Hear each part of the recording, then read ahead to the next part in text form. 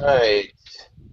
Welcome to the PhoneWord Workshops event for Wednesday, September the 17th, 2014. It's 11 a.m. Eastern Time, and today we're going to be talking about project elements as well as participation for creating something new in terms of registries and dialable rich media, communications, connectivity. We're expecting some folks to join from the freeswitch.org organization as well as nrenum.net, and we're going to be talking about, this is a continuation of our session from last week. Hello, welcome. Hello, this is Peter Segedi from Torino. Hey Peter, how are you? Fine. How are you? Good. Would you like to join us via Google Hangout, or you want to just join us via the conference bridge today? You also have the Google Hangout thingy. Yeah. Oh, have you sent me an invite? I did send you an invite. I sent you a couple. I can send you a couple more. Yeah. Well, I'll have to. Yeah, I'll take a look at it. Okay. So let me. Wait a sec.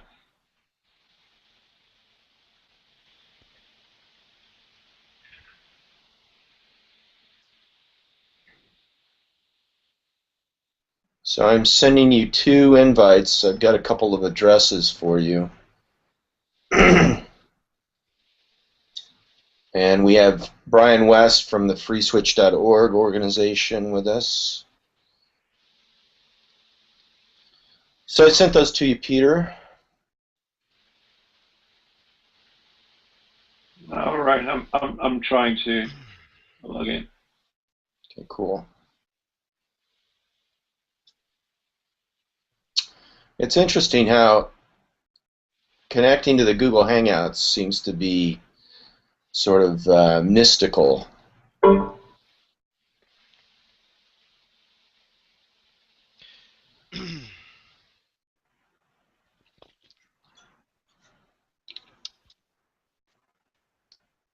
Okay, good. Peter's on. All right.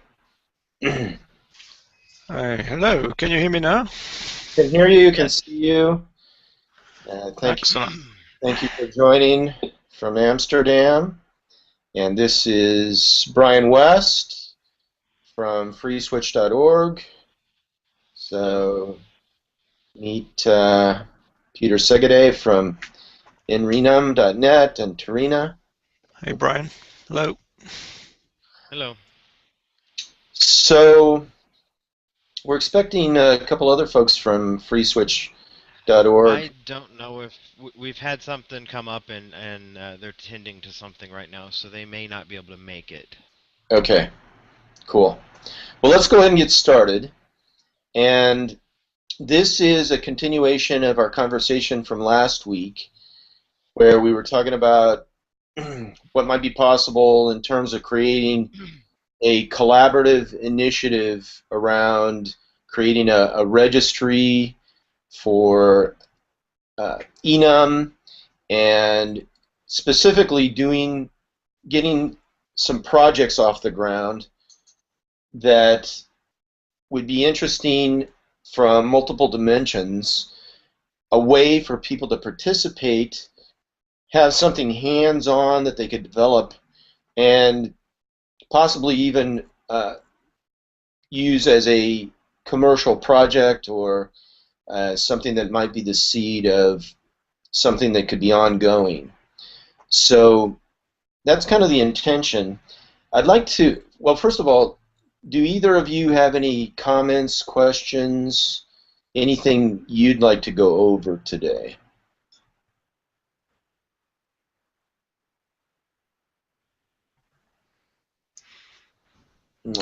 You're muted, Brian. Oh, thank you. Sorry about that. I've seen the slides. I want to see what Anthony's feedback is on it once he goes through this, and see where we go from there. Okay. Anthony has joined us. Hello, Anthony. Hi. Welcome. Anthony, I don't believe you've met Peter Segede from nrenum, but this is Peter, and Peter is in Amsterdam. And for those of you that might not know INRENUM.net, it is a global consortium of research and academic institutions, and I don't know, there's what, 30, 40 different countries that are part of the community now. How many countries and academic institutions do you currently have, Peter? Something around 30, a bit more than 30. You can take a look at the website, the INRENUM.net website. You should find the latest numbers there. Okay.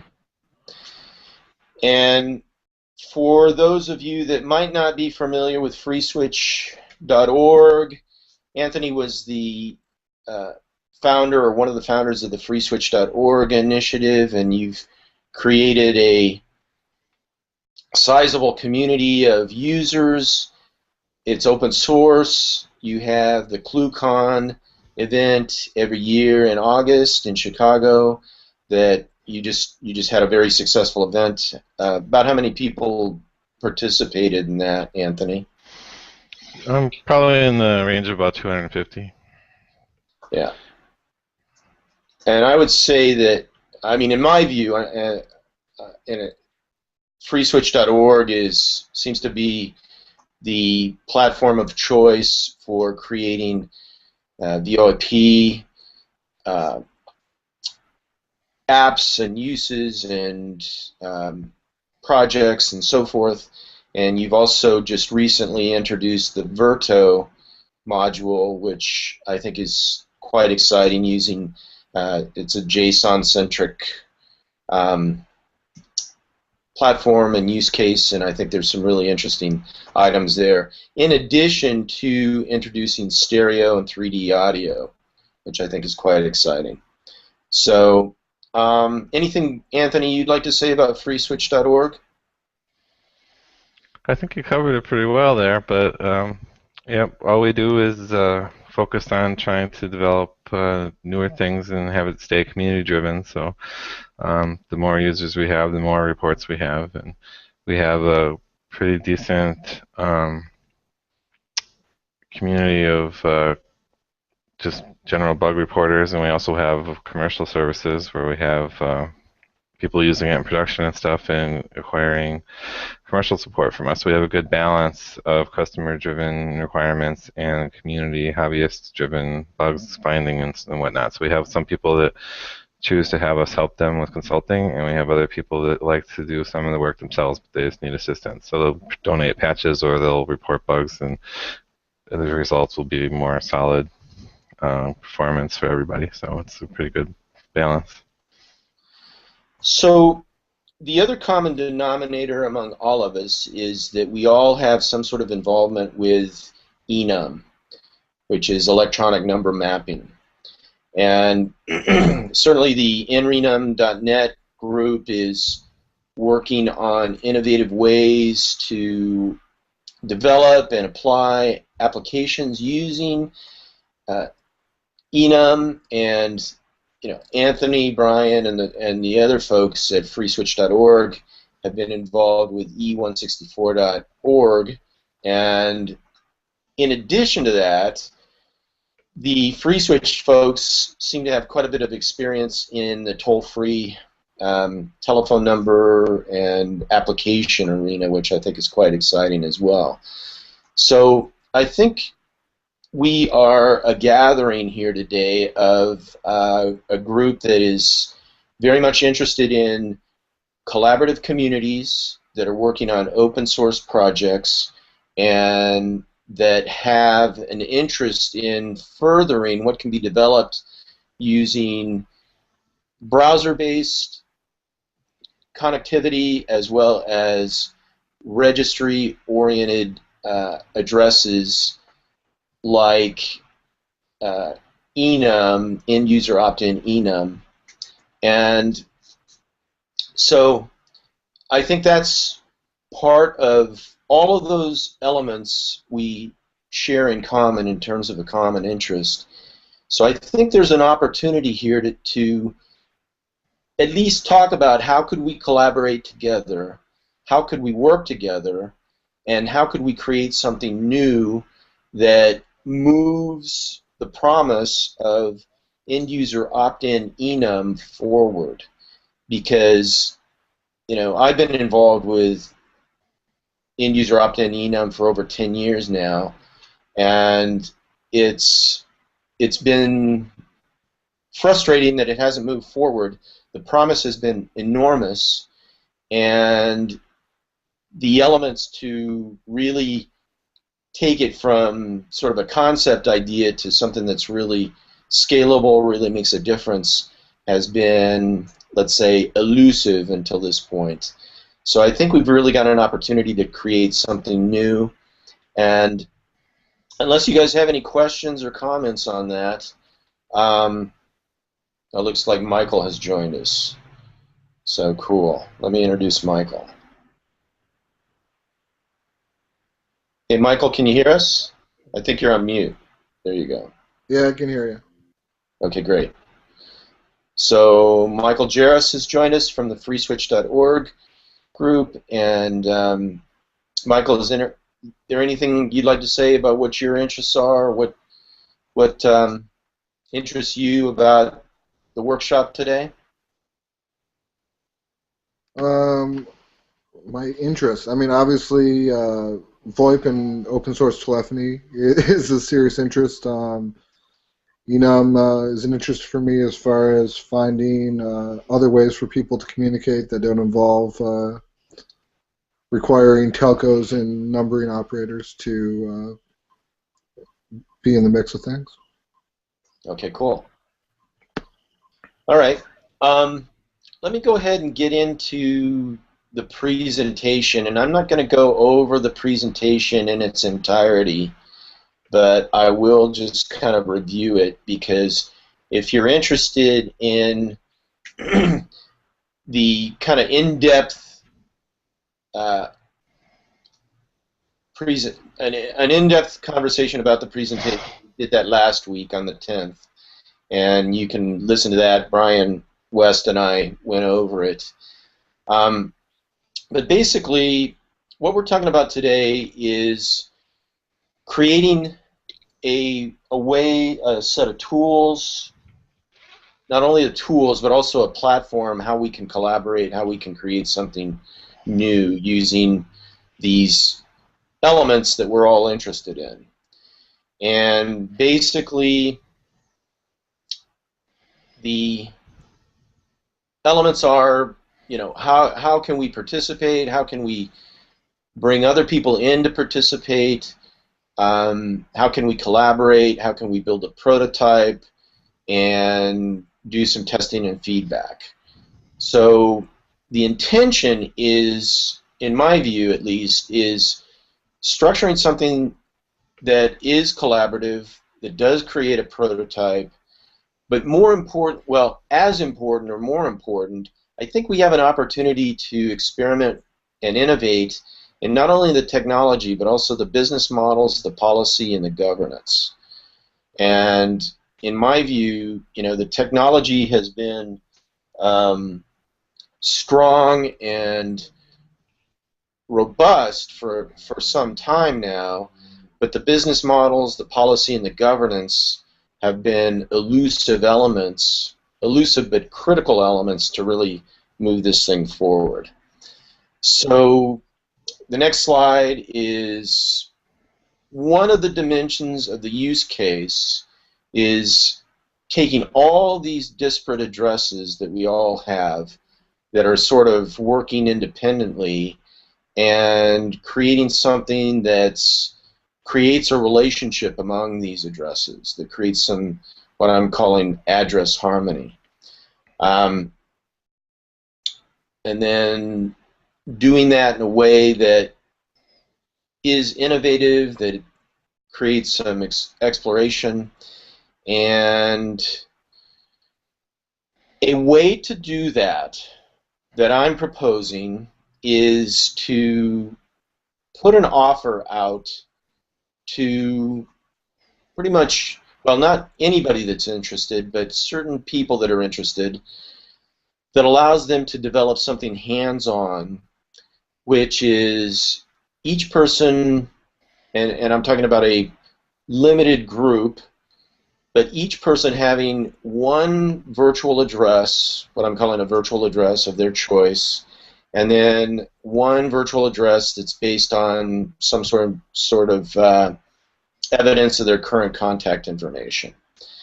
And in addition, I'm proposing that I'll call it a PSTN gateway is set up using a toll-free number or a few toll-free numbers that are easy to remember, such as 1-800-PHONEWORD, 1-800-HOLLYWOOD, and open up as broad a footprint as possible on both the PSTN as well as the internet. So how would that look? Basically, people would be able to create these virtual addresses, for instance, using a prefix like 101 shop cars, or 44 101 shop cars, or 61, or whatever. Any 2 or 3 digit prefix along with what I'm calling a 101 virtual address prefix, and they can pick whatever they want it to spell, pretty much, as long as it's not already taken.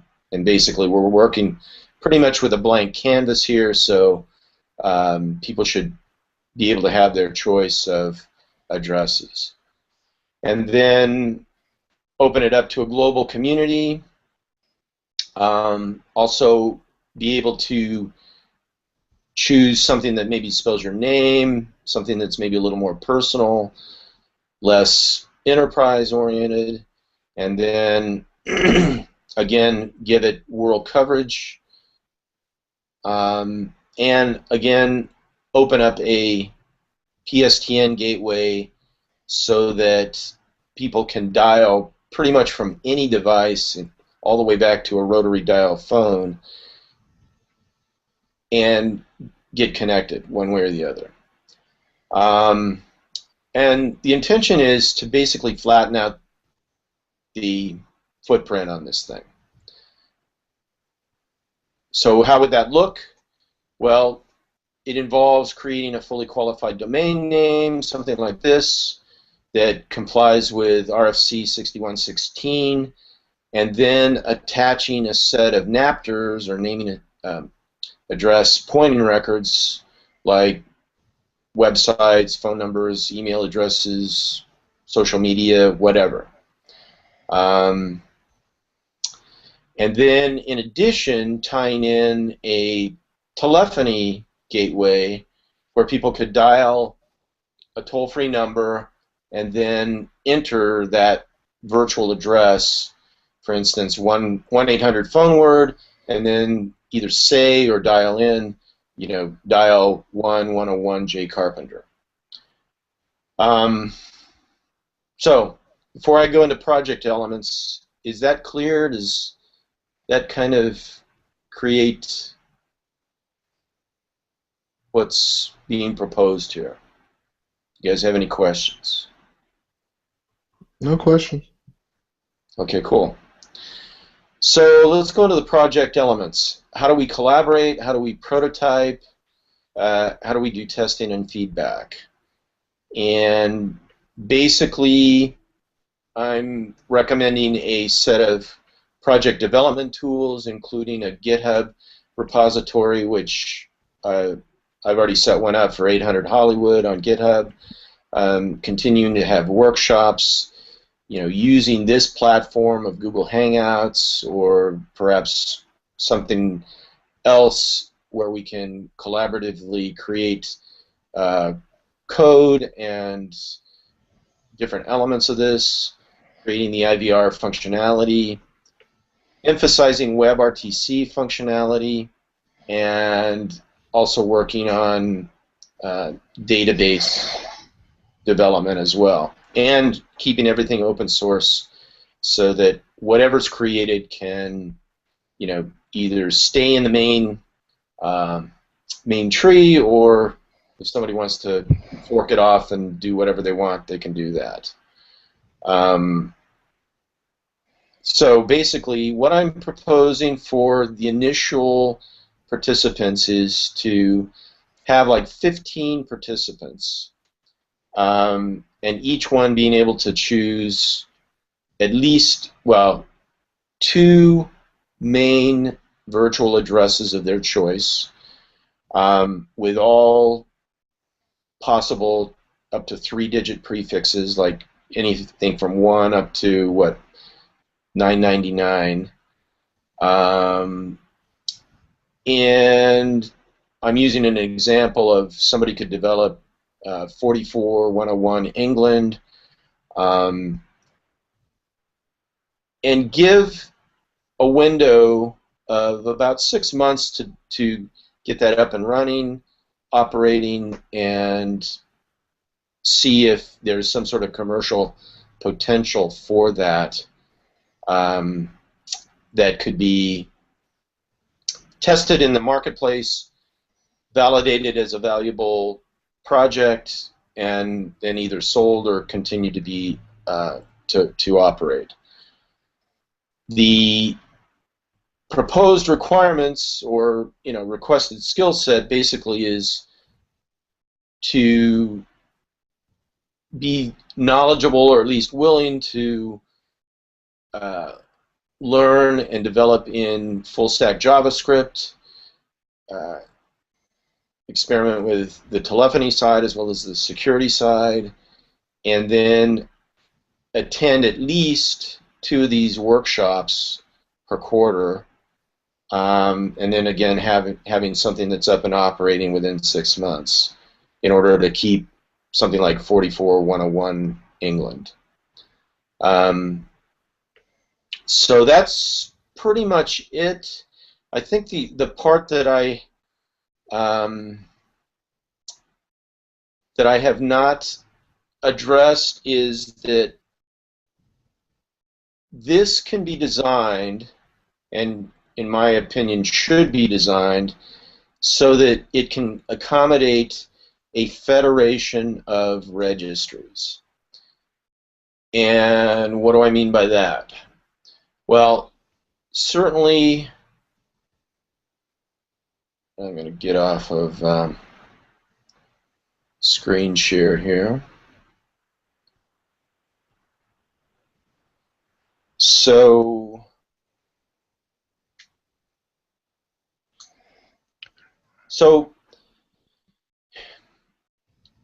E164.org is a registry that's already set up. InRenum.net already has certain countries delegated, certain addresses that are operating. And what I'm proposing, and what PhoneWord and 800 Hollywood will be doing, is creating a registry as well that follows the RFC 6116. Well, the key to this is, how do we get these registries to operate together? How do we create something so that people can, end-user subscribers can actually have their choice of which registry they want to associate with their basket of addresses? And I think that's doable if the registry federation agrees upon certain elements to work together. And I think that's part of what's available in this mix. So I'm not going to go into the details of, how I see that operating, how that federation works, but that's another part that wasn't covered in the slide presentation. So, any questions? Is that fairly clear? I have a couple of questions, Jay. Okay, go ahead, Peter. So you're talking about virtual numbers, right? So how do you ensure the PST and interoperability then? How do I ensure that the PSTN what? I'm sorry. Yeah, so the number is not going to clash. And this question holds for the Federation of Registries as well. So how do you ensure that we're not going to clash? Well, I think we have to have an agreement among the Federation of Registries that only one registry will hold the active registration, and the other registries will agree to have a pointer to the active registration. So let me give you an example. Let's assume that we have 44101 England, that somebody's basically claimed, and they're going to create NAPTers, and they're going to create a service set around that. And they want is that number J is a virtual number? It's not a valid PSTN number? I believe that's correct. So the 101 area code, anything under 200 in North America is a virtual number at this point. All right, so this number is sitting in a sandbox within the national dialing schema, right? Right. So you're bumping in an issue then, which we already figured out with nrenum.net, is that it's quite difficult to find all these sandboxes in each and every national dialing schema. And even if we found those sandboxes, it's difficult to claim that number range to make sure that it's not gonna clash any soon in the future. That's correct. There's no guarantee that there wouldn't be a clash in the future, and that has to be made clear. However, it's my assertion that starting with the virtual numbers is the most efficient, the most viable way to get this off the ground. And there's a whole conversation about how do we work with the respective regulatory elements, how do we start to collaborate with the existing carriers. All of that is part of the conversation for sure. But to get things started with the least amount of friction, I believe that can be accomplished using the virtual numbers and creating something that has a chance of being commercially viable on its own. Does that make sense, Peter? Yeah, sort of. What we are doing is something similar as well. So what we do, we write on top of the existing PSTN numbers. So we do not allow virtual numbers to be delegated to the tree, just to be clean and avoid clashes. But in some countries, we have to do that. There is no other way around at the moment. So there are some exceptions. Where we accept virtual numbers, but we really have to be careful about those. Yeah, I completely understand and I appreciate the potential for conflicts, and that's going to come up. That's just part of what has to be understood up front, is that we are dealing with a naming, addressing, and numbering space that might result in some sort of dispute resolution down the line. And it's my opinion that that's the most efficient way to approach this. Do you have any thoughts on that, Peter? Because you guys have done quite a bit of work with the virtual numbers. And for anybody that's interested, on the PhoneWord forum, Peter and Bernie Herneisen from Switzerland did a whole session on virtual numbers, and there's an elaborate presentation that Bernie did that I think was excellent, and I think it was done last year, sometime in the spring. But you guys did a great analysis set of all the different options, all the different possibilities surrounding virtual numbers. So, Peter, do you have any? I mean, I recognize that this is it's a sandbox approach. It's definitely over the top, and it, you know, could be subject to challenge at some point. So, what can you share with us about what the conversation has been in Renum? Basically, we said that sandbox approach is there, it's valid, but we try and somehow chase people away from that option. And we highly encourage, especially our community, the National Research and Education Networks, to team up with some of the national operators and, you know, close some deals where they can actually have a right of use on a given number block that they then can assign into enum and use it as an enum resource. And actually, it's coming in the European Commission regulations as well in some countries that you can actually buy a bunch of numbers as a resource without the underlying PSTN service, basically. So the number as a resource is decoupled from the service. And once you have the number, the right of use on the number, you can just delegate it to an enum registry and use it. So that's the preferred way that we are pushing. Yeah,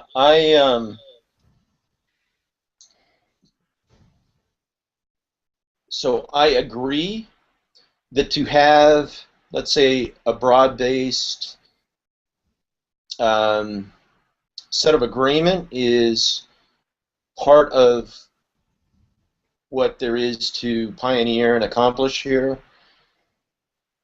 At the same time, I've been active in the industry conversation and developments, again, for well over a decade, probably like close to 15 years now. And it's my view that creating something, using something that is, let's call it white space, is going to be a faster way to demonstrate what's possible, what can be created, and to start the ball rolling for, let's say, general agreement on how this should be handled and how... I agree. Yeah, fully agree. Yeah, that's the way how you can demonstrate stuff quicker. Because the concept right now for... You know, when you talk about telephone numbers, you're talking about something that's not very exciting. That A is limited in terms of its functionality, and B is limited in terms of its, let's say, human interface appeal. So nobody's interested in dealing with IP addresses. And for that matter, there's only just a few more people that are interested in dealing with a telephone number-like address that's a number. And part of what's being proposed here is to start to explore and develop the phrase element that's associated with the ITU convention of, you know, the number 2 is associated with an A, B, and C. So, in my view, that's been one of the holdbacks of end-user opt-in enum, is that it's missing one of the key elements that's made the internet successful, which is presenting people with something that's a word instead of a number. The beauty of a telephone number-like address is you have a duality where the same address can be either a number or a word, and in certain circumstances, one is superior to the other. Sometimes I would rather give somebody a numeric string versus a phrase string. So that's part of what's being proposed here. It And is it is true. It is true, Jay, what you are saying. But I think the main point here is that enum is the way to separate the naming or numbering from the actual underlying addressing stuff. So you mentioned IP addresses. That's an address. Sometimes people call IP addresses for for video conference setup, which is not the right way. Those addresses are dynamically allocated, and it's not a nice way to call the address directly. You should have an additional layer on top of that, which is an abstract name or number. It's up to you whether you prefer the numbers, which can be dialed in any countries with a weird alphabets anyway, or you prefer an English word, that's fine. But we have to separate the two things, the actual naming and numbering from the underlying addressing stuff, and that's what enum does for us. exactly. And it creates this persistence in the registry where I, as an end user or a subscriber, if you will, the registrant, all of a sudden I can create this within the registry. I can create this persistence, and I can, part of the key of this is having an application programming interface that's easy to use, so that even my grandmother could start to create this relationship between her Facebook account, her email address, her home telephone number. Make it easy, and make it so that these things start to work together is part of the intention of this initiative. Does that make sense?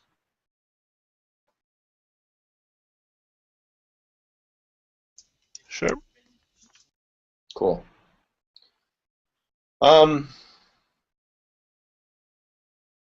Anthony, you have any comments, questions?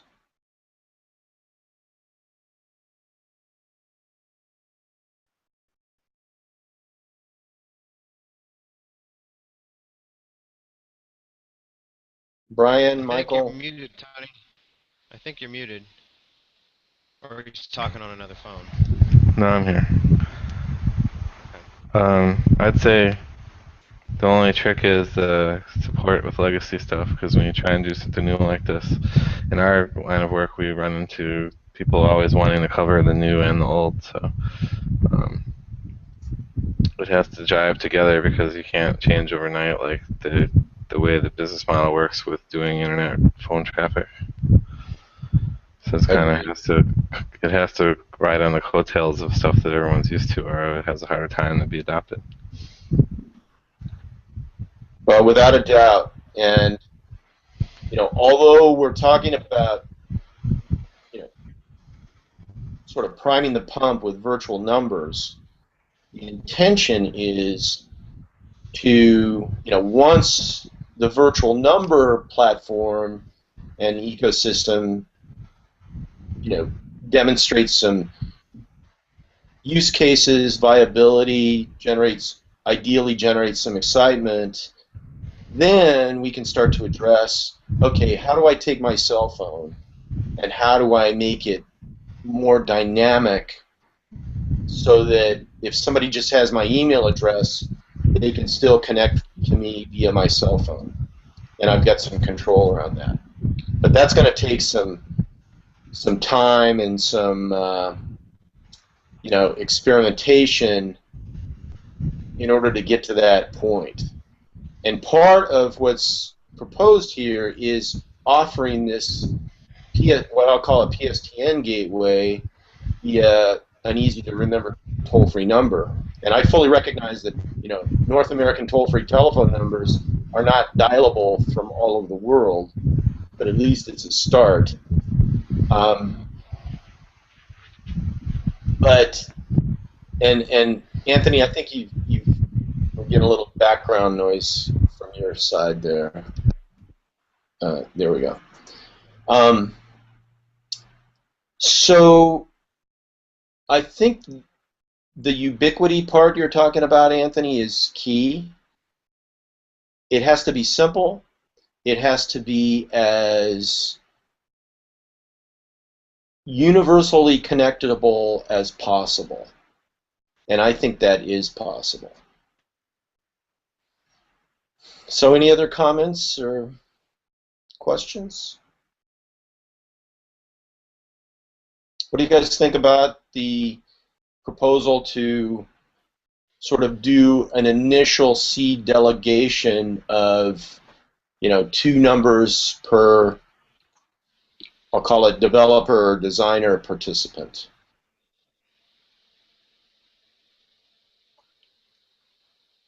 Is that appealing?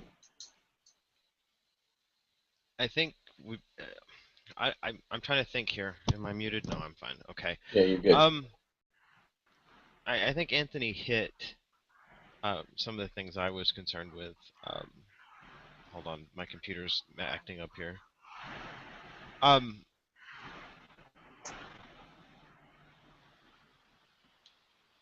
But I don't know. I think that might be the first step, but I think we need to probably lay down some groundwork and some documentation on like some technical documentation of the implementation first, and agree on that and how these things are going to interact. Not putting the cart before the horse, so to speak. Yeah, I agree. So I think maybe a rundown of maybe a technical write-up of what you envision, and maybe something we could bounce back and forth, and then we publish that, and then proceed into a developer trial run like you're recommending. But I would like to see something written down first that everybody agrees on, and we think about all of the gotchas, because there are gotchas, as Peter pointed out.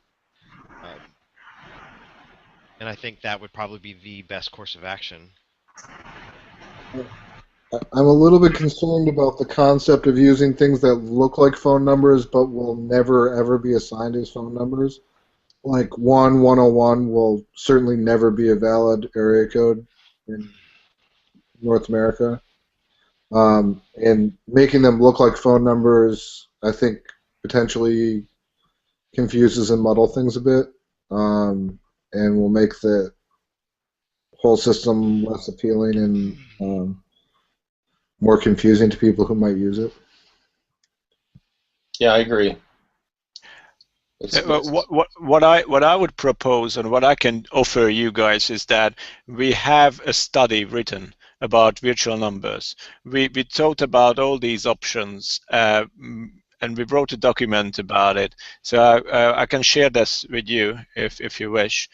I think it's up on the nrenum.net website anyway, so I can send you a pointer to the document, so you can give a second thought to that, because I think we've already investigated these options, and we even ended up with the fact that we should, reach the critical mass and approach ITUT for a separate country code, which would say the internet country, and under that country code, if we have the full authority, we can basically, delegate numbers that will be then real numbers under a country code recognized by ITUT, which would be the solution.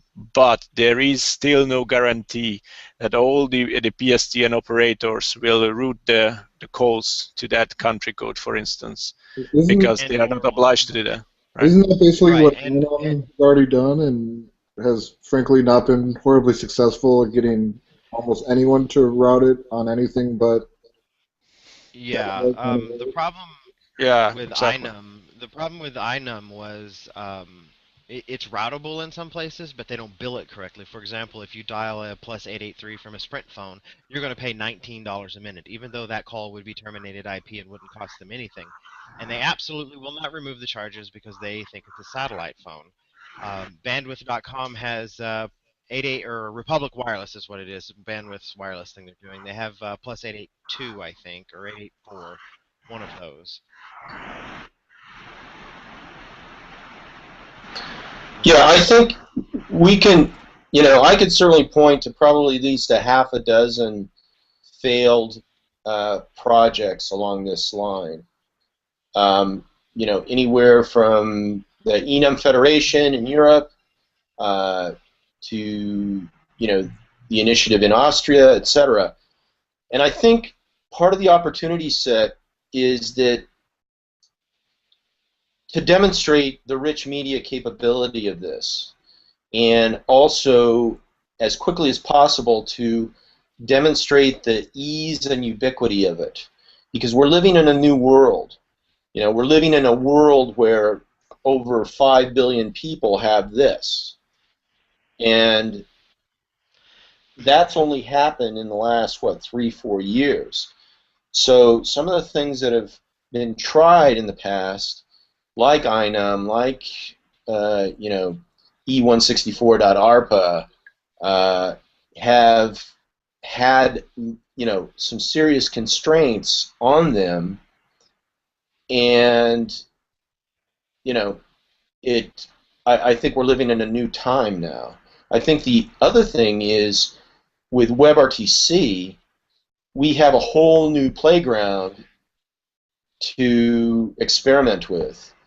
And, there have been serious concerns about folding in the PSTN connectivity in the past. And I think part of what the new realm offers is that the PSTN is slated to be sunsetted. And part of that sunset, so this is kind of a chicken and egg situation, part of that sunset is, okay, how do we move the naming, addressing, and numbering space from the legacy PSTN into the contemporary Internet Protocol network? And I think that's part of what we have an opportunity to play with and do some cutting-edge demonstrations as to, okay, how does this stuff work together? How can we do an elegant transition from what was in the past to what's now contemporary and now a new direction for the future? Does that make sense?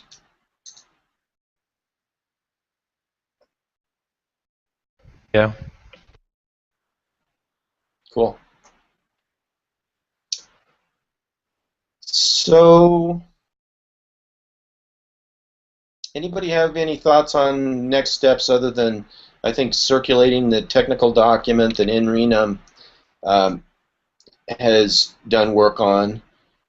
Certainly I can circulate the presentation that Bernie Herneisen presented last year, and Peter was on that session as well, which does an in-depth analysis of the various options. And I think, Brian, your suggestion to start to create some documentation, and I think we have an opportunity not only to create some documentation, but actually put some code up that actually works, that people can start to play around with. So I think the documentation and approach needs to be well thought out and documented so that everybody is on the same technical standpoint. Okay. I agree.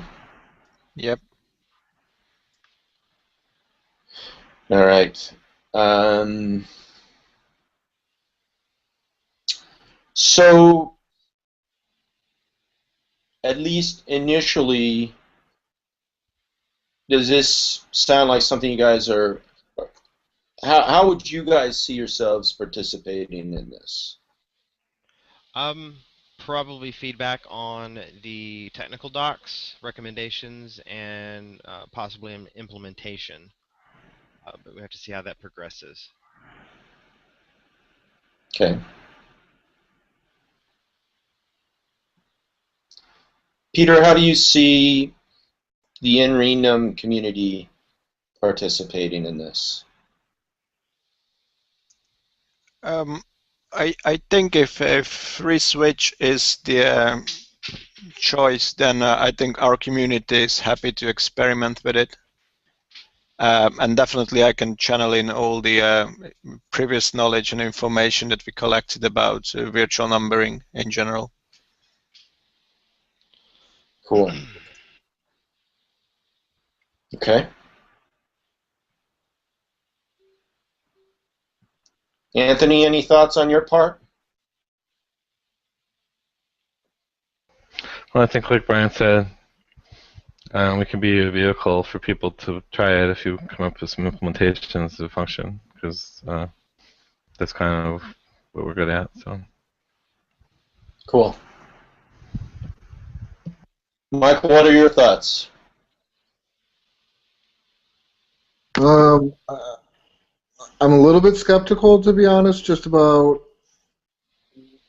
what here is more compelling than all the previous failed stuff. Um, I mean, if you're going to take a shot at this, really understanding why the previous ones failed and offering something different and, you know, something that's more compelling than, say, WhatsApp or something like that that already has significant, connectivity and numbering systems built in. I mean, one of the things may be integrating with someone who already has a very massive user base is probably like a requirement for this to have any chance. Just a real plan of how you get to multi-million user base, or else this doesn't really add enough to ever gain traction. And figuring out the equation that makes that, I think, is important. Not to bum out the discussion, but without that, it's not going to be successful, just like the previous one. So, figuring out an equation to make that happen should be done before we dive in too deep. Yeah, I agree. One of the friction points in the past has been Metcalfe's law. So you do face this chicken and egg situation where you've got to have a way to scale this, and it's got to be able to scale, rapidly to keep people's interests in it. Somewhat akin to Skype or WhatsApp or, other things that have been successful.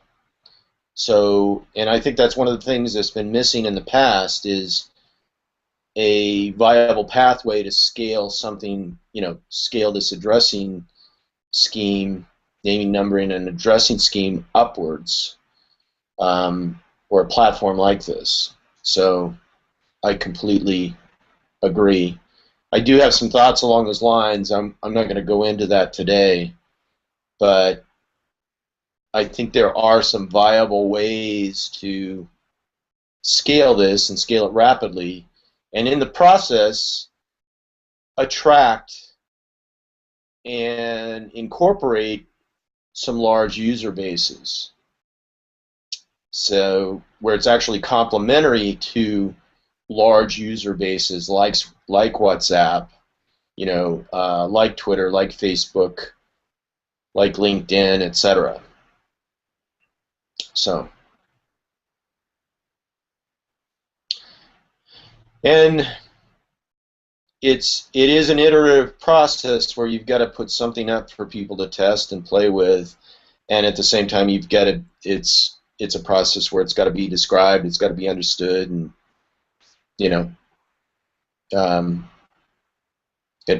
where all the pieces come together. So, any other thoughts or comments at this point? not for me, really. Yep, I not think really. we've covered everything. Cool. So the next workshop is scheduled for October the 8th, and I will circulate the presentation from the virtual number session that Peter and Bernie did with me about a year ago. I'll also circulate, Peter, if you'll send me that white paper that you folks did on the virtual numbering. Sure, yeah. And it's my intention to continue creating something that is an operating website that does have code base and with any luck at all, tying in a PSTN connection to it, so that by the time we, meet again for the workshop on October the 8th, we've got something a little more concrete that's has better documentation, has something that operates and starts to demonstrate how this is new and different from what's been tried in the past. Does that make sense? Yes. Awesome. Yes, it does. Yep. Cool.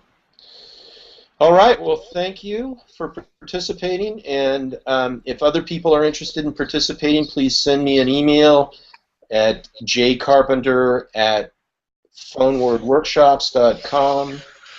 You can also go to phonewordworkshops.com and see some of the connectivity information. Contact me, and I'll make sure that everybody remains in the loop, and we see what we can create. All right? All right. Thank you, Jay. Okay. Thank you. Bye. Bye.